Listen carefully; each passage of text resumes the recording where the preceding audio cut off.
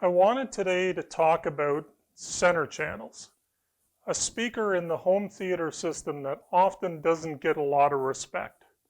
And what do I mean by that? Well, I'll give you a story that happened a couple of days ago with a customer who called me and was looking for advice on upgrading his home theater system. He has our main speakers for his front, left, and rights, and they're big tower speakers, one of our biggest models. He has another company's center channel that he wants to upgrade because he's not happy with the quality of dialogue or the balance with his main front, left, and right speakers. So when he told me what main speakers he was using, I recommended one of our larger center channels. And right away he went, oh, no. I want something about the same size as what I have now just from you. Well, that would be our smallest center channel, the VP 100.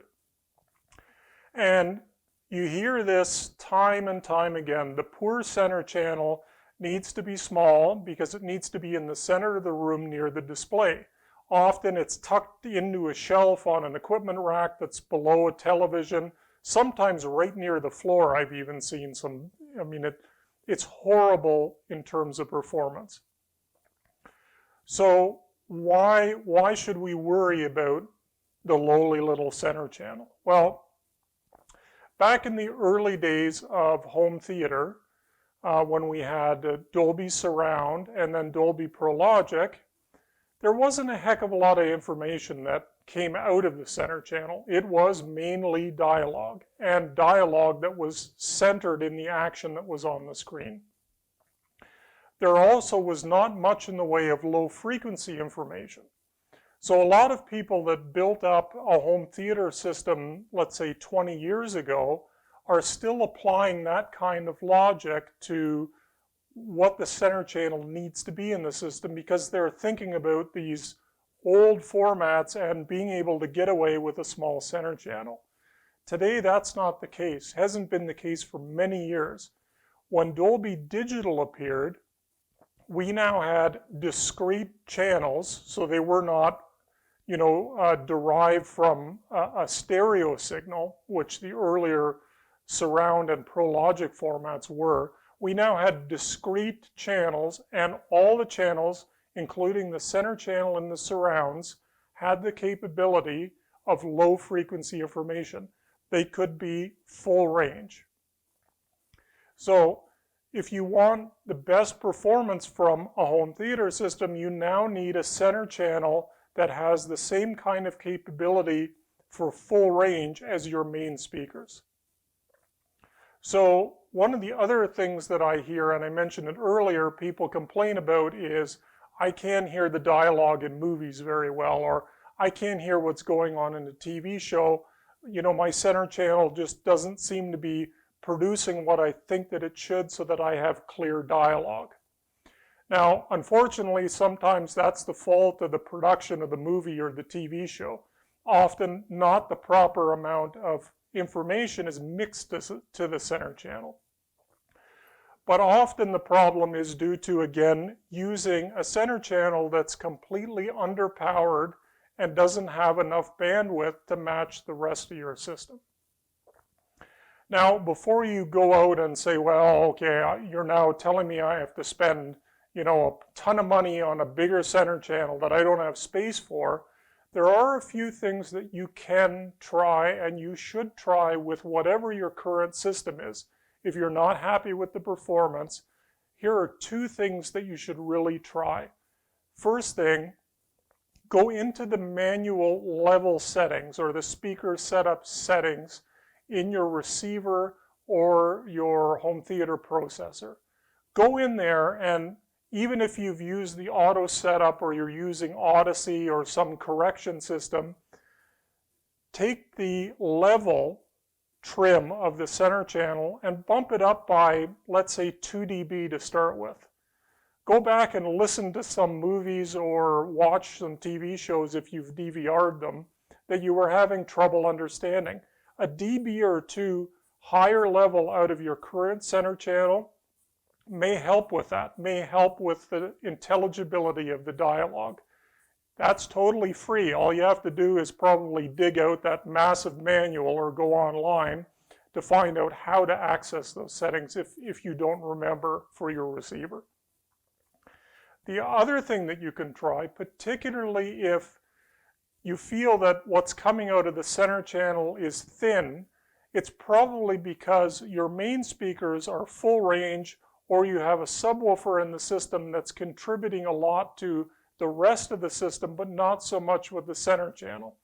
Even though you may have your center set to small, and that information should be coming out of the subwoofer, there is still something to be said about that mid-bass information that is maybe slightly too high a frequency for the subwoofer to be carrying. What you can do in that case is actually try turning the center channel off in your receiver or processor. I know this sounds completely crazy, so you're telling me to get better center channel performance, turn it off. Yes. Again, in the early days of surround, there was something called a phantom center channel. People who hadn't actually bought a center channel yet and still wanted to listen to their new surround sound system could go into their receiver or processor and tell it that they don't have a center channel. What will happen then is that the receiver will send that information equally to the left and right front main channels and give you the center channel information. Now, an interesting thing if you go and do this, because even the most modern processors and receivers will let you say you have no center channel. If you try that, what's interesting is that now if you have a small center channel and big full range main speakers, by turning off the center, now you may experience a much fuller sound from that center channel dialogue information and the special effects that normally come out of that center channel, because they're being reproduced by a much bigger full range speaker. Now, if it's only yourself or maybe yourself and your spouse or partner that, has one small listening area, you may actually find that you like that phantom center channel configuration. And if you do, fine. I'm not going to tell you to buy a center channel, even though it seems counterproductive. We're a loudspeaker company. But if you like it, hey, it's perfectly fine. Now, where it becomes problematic is if you have a large seating area and you tend to have a big family gathered around, watching TV or movies. That phantom center is probably not going to give you a nice solidly defined image that sounds like it's coming from the television everywhere in the room. And in that case, unfortunately, the only thing that you can really do is get a bigger center channel, one that's more matched to your main speakers and the rest of your system. So the rule of thumb that I always recommend is if you have a pair of floor-standing left-right front speakers that are your main speakers, and let's say they have two 6.5-inch woofers, and they're a ported speaker, well, I would look for a center channel that has two 6.5-inch woofers and is ported. And look at the specifications. See if the low frequency extension is similar between your main speakers and the center channel that you're considering. Now, the other thing to look at is if your main speakers are a three-way system, so you have a tweeter, mid, or woofer, or multiples of any of those things, look for a three-way center channel. It's probably going to match better in terms of tonal balance to your main speakers.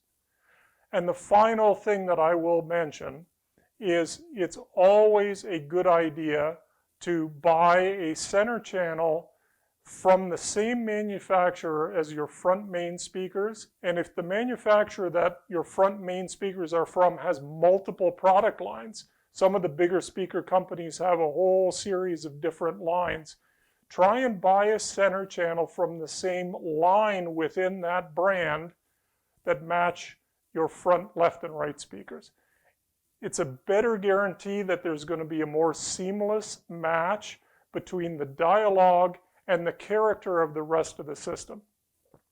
So don't be shy. If you can, make room for a bigger center channel. If you have large floor standing speakers, you're really going to love it. And hey, check out the Phantom Center. You may love that too. Thanks a lot.